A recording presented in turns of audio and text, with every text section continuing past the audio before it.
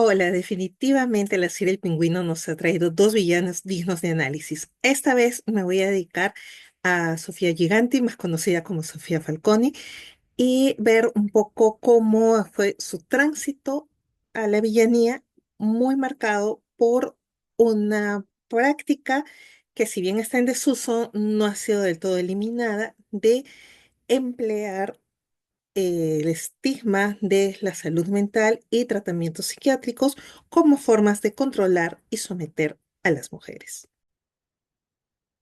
La serie nos presenta la historia de origen de esta villana vinculada a un momento en el cual ella empieza a descubrir que su mamá habría sido asesinada y que no se habría suicidado, y una serie de otros homicidios encubridos como supuestos suicidios contra otras mujeres dentro de su familia. Y para impedir que esto se haga público, no solamente eliminan a la reportera que estaba investigando el caso, sino que a ella la acusan de asesinato, y que esto se relaciona con una supuesta enfermedad mental. Institucionalizan a Sofía y el, entre comillas, tratamiento, que en realidad es una tortura que ella sufre en la institución, logra quebrar completamente su psique, su identidad. Se ve que ella tiene varios momentos de episodios de estrés postraumático una vez que ella emerge de allí, pero además toda su expresión, o todo lo que ella pudiera decir, siempre estaba bajo el estigma de ser una persona con un problema, una enfermedad de salud mental, poniendo en duda sus capacidades intelectuales y de liderazgo. Bueno, sí, de liderazgo de una mafia, pero al fin y al cabo de liderazgo. La la serie nos deja también en claro que ella siempre entendió a lo que se dedicaba su familia, que es actividades delictivas, y que el comportamiento antisocial, delictivo dentro de su familia era tolerado, por lo cual es muy probable que muchas tendencias antisociales de parte de ella, muchos comportamientos y rasgos sociopáticos hayan sido adquiridos por la crianza en esta familia mucho antes de que sucediera la institucionalización. Pero igual sí nos dejan también bastante claro que ella no había realmente, digamos, pasado ciertos límites, ciertas líneas de conducta, como eliminar a otra persona, hasta que se da esta institucionalización que logra quebrar su psique. Entonces, ¿esto es meramente ficcional, o existen o han existido prácticas similares o parecidas a las que nos presenta la serie El Pingüino contra las mujeres? La triste realidad es que sí han existido muchas de estas prácticas. Lamentablemente, algunas persisten hasta el día de hoy, y vamos a recapitular algunas de las que históricamente han sido más comunes, y le iremos viendo cuánto persisten o no en el día de hoy. Empecemos por lo primero que le sucedió a Sofía, que fue la institucionalización forzada, es decir, ingresarla a un tratamiento dentro de una institución supuestamente dedicada a la salud, psiquiátrico, como es el caso de Arkham en la ficción de la serie, o otro equivalente: hospital, clínica, psiquiátricos, centros de rehabilitación, quizás para contemporarizarlos hoy en día.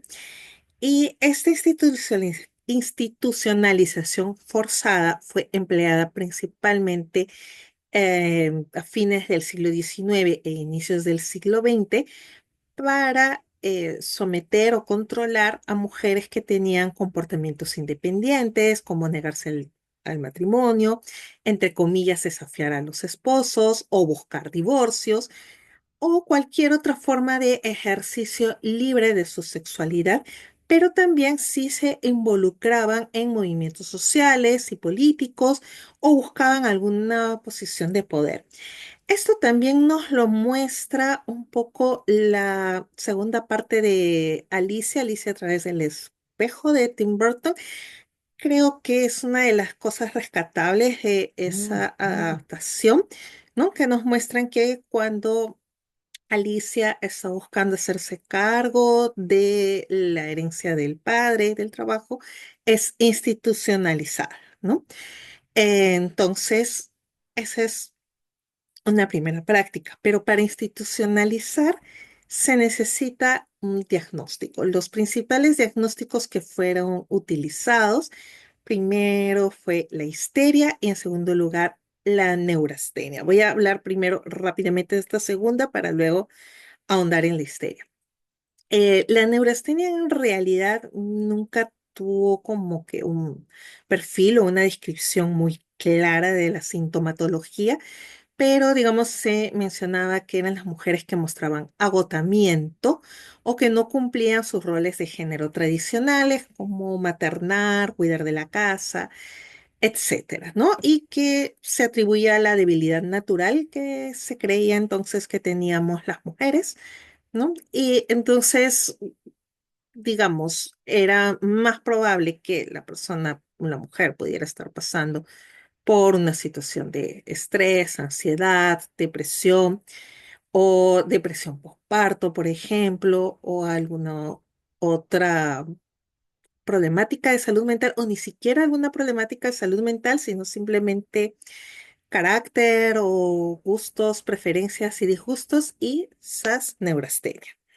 Por eso decía que en realidad la sintomatología nunca fue muy clara.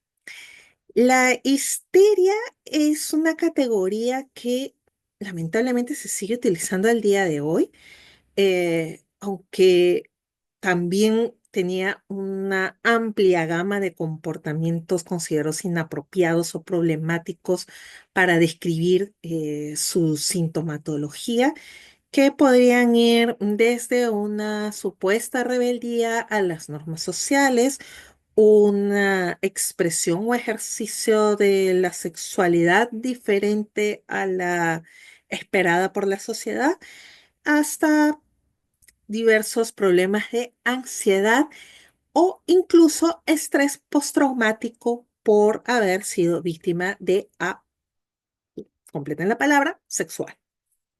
¿Ok? Un autor bastante conocido que de alguna manera abonó a la construcción de esta noción de la histeria como una enfermedad típicamente femenina, porque además la palabra deriva de útero, entonces solo le pasa a las personas con útero, fue Sigmund Freud. Sí, yo sé que mucha gente, sobre todo no iniciada en temas de psicología, lo considera paradigmático. Yo misma en mi adolescencia, cuando quería escoger esa carrera, también como que miraba como que el paradigma, pero en realidad es un hombre que no escapó de su tiempo y tras más de un siglo, muchas de sus teorías han perdido vigencia frente a evidencia que demuestra lo contrario. Paradójicamente, el primero había estado construyendo una teoría de la seducción, donde relacionaba que algunos síntomas neuróticos se relacionaban con recuerdos reprimidos de abusos sexuales infantiles. Esto porque encontró que muchos de sus pacientes, así en femenino, digamos, en el proceso terapéutico, relataban haber sufrido este tipo de abusos. Sin embargo, luego él mismo abandona esta teoría y dice que en realidad no eran memorias, sino fantasías inconscientes. ¿Quién no quisiera ser yo? Sí. No, o sea, no, si por ahí piensan que existen mujeres con esas fantasías, No es una mujer sana, no es el promedio, ni siquiera se acerca a un porcentaje de 2 dígitos, ¿ok?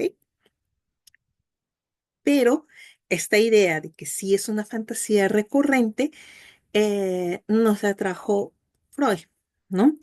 Esto fue revisado por un freudólogo, o sea, alguien que estudiaba a este autor, y lo que encontró fue justamente el cambio de las reseñas y de las anotaciones en el tiempo que tenían. Este revisor es Jeffrey Manson. Sus estudios datan aproximadamente finales de los 70, inicios de los 80, perdón que no lo tenga tan fresco. Em, y señalaba que más que una crítica teórica, su crítica era la ética de Freud al momento de como que cambiar esto quizás para ser más aceptado en la academia en vez de quizás salir a la defensa de sus pacientes. En realidad, como mencioné, simplemente Freud fue un estudioso más que no pudo escapar a su época y a el poder tratar de colocar o fortalecerse a sí mismo y a sus teorías dentro de la academia de ese entonces, ¿no? Pero el hecho es que al final, y a pesar de que muchas de sus seguidoras, como Karen Horney, se encargaron de desmontar estas ideas en el imaginario colectivo, persisten hasta hoy, ¿no? Y de esa manera, lamentablemente, se reforzaron estructuras patriarcales porque se estuvo patologizando y hasta ahora se patologizan las experiencias de las mujeres, como que es el problema de la mujer si es que reacciona o la manera con la que reacciona, si no es una manera sana, en vez de fijarnos en que la culpa es del agresor y no de la mujer que reacciona de la mejor manera que se lo permite su personalidad y sus diversos recursos para sobrevivir a una violencia experimentada. Entonces, bueno, eso, para hablar de la histeria, les dije que me iba a desviar un poquito acá, pero volvemos, ¿no? La institucionalización se ha ido dejando un poquito de lado, pero no necesariamente así otro tipo de terapias invasivas y de control, que también son muy utilizadas hoy día, no tanto solo contra las mujeres, sino contra personas que tienen una sexualidad diferente a la heteronormativa, es decir, personas gays, lesbianas, trans, entre otras y que son víctimas de las mal llamadas terapias de conversión, que en realidad son torturas. Eh, la época que hacíamos referencia, finales del siglo XIX, inicios del siglo XX, eran también comunes prácticas como las terapias electroconvulsivas, que vemos que se la practican a Sofía Falcone, la medicación excesiva, que también se le aplican a Sofía, y la lobotomía. Estas prácticas hoy día están mucho más reguladas, si bien todavía hay algunas variaciones mucho mejor reguladas y testeadas de uso de las pulsiones electromagnéticas para diversos tratamientos. No se puede negar que existen otras formas de terapias de control que están más centradas en ejercer un control mental, voy a usar ese término, para referirme a inducir ideas fijas y que generen una sensación de culpa cuando uno no cumple los estándares de estas ideas, que es un poco a lo que apuntan las terapias de conversión que comenté, que son prácticas utilizadas por diversidad de sectas para ejercer control sobre sus seguidores y que a algunos lugares o espacios que prometen cambios de comportamiento rápidos y 100% eficaces utilizan, ¿no?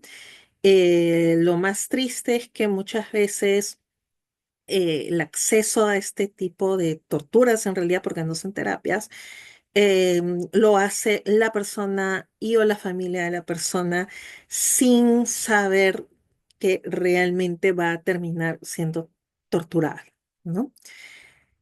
Y bueno, finalmente comentar de todas estas malas prácticas, malos usos, principalmente de la psiquiatría, pero también de otras técnicas y ciencias vinculadas a la salud y a la salud psicológica o mental.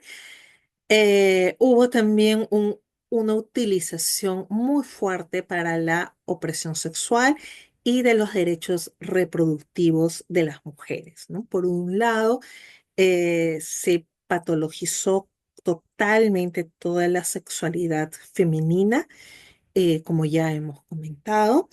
Especialmente hasta el día de hoy se sigue patologizando toda la expresión de la sexualidad que se aleja de lo heteronormativo, no solo para el caso de las mujeres, sino también de los hombres y especialmente de las personas trans.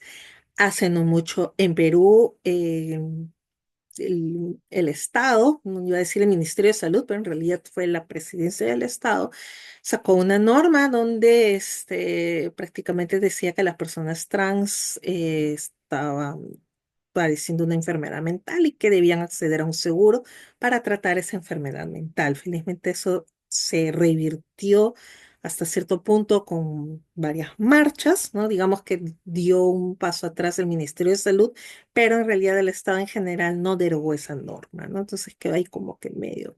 Pero para que veamos que esta práctica de las psiquiatrías para la opresión sexual continúa hasta el día de hoy.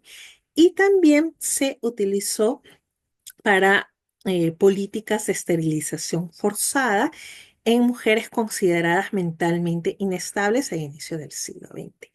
Acá en Perú, no sé cómo será en otros países de Latinoamérica, sé que andamos a la cola en estos temas. Em, el protocolo de aborto terapéutico sí considera algunas circunstancias de salud mental para que una mujer pueda solicitar acceder a este servicio, pero no se ejerce, no se desarrolla, ¿no? O sea, incluso mujeres víctimas de violencia de índole sexual que están padeciendo algún tipo de estrés postraumático, esto no es considerado, aún así siendo menores de edad, para poder acceder a una interrupción legal del embarazo por razones de salud. Y es más, recuerdo que hace no muchos años hubo un caso en el cual, más bien las psicólogas le decían a una niña, ¿no? Con niña me refiero a alguien que estaba, creo que incluso por debajo de los 14 años, que había tenido un hijo víctima de una violencia, que la amamantara al bebé porque así iba a crear un vínculo, lo cual es tortura y, repito, quienes inducían a esto, había personal sanitario que incluía personal o profesionales supuestamente de salud mental. Entonces, volviendo a Sofía, aunque, digamos, estas cosas eran más frecuentes hace 100 años, no es que no sigan sucediendo, no es que no sea posible en una ciudad ficticia con las características de gótica o una ciudad real con las características de la ficticia gótica, una familia con los recursos económicos y políticos como lo son los Falconi, puedan encontrar la manera de utilizar la salud como una forma de reprimir a una mujer y silenciar denuncias de violencias contra las mujeres. Entonces, quizás por eso creo que este personaje estuvo muy bien construido. No la hace buena, definitivamente la manera como ella responde a la violencia no es una manera sana, no es una manera resiliente, por eso sigue siendo una villana, pero digamos le da unos matices interesantes dentro de lo que es su historia de origen y nos llama la atención respecto a que luego nunca encontró, salvo parcialmente en no sé si es psicólogo, psiquiatra, o terapeuta que la trata primero en Arkham y que luego se convierte en su amigo una vez que ella sale. No recuerdo ahorita el nombre del personaje, pero todo el mundo está teorizando que luego va a ser el espantapájaros, pero bueno, ya, si vieron la serie saben a quién me refiero. Salvo él, que en realidad lo que trata de hacer es manipularla y utilizarla también para su propia conveniencia, no hay nadie que le ofrezca un soporte, ¿no? Ni su familia, mucho menos el propio pingüino.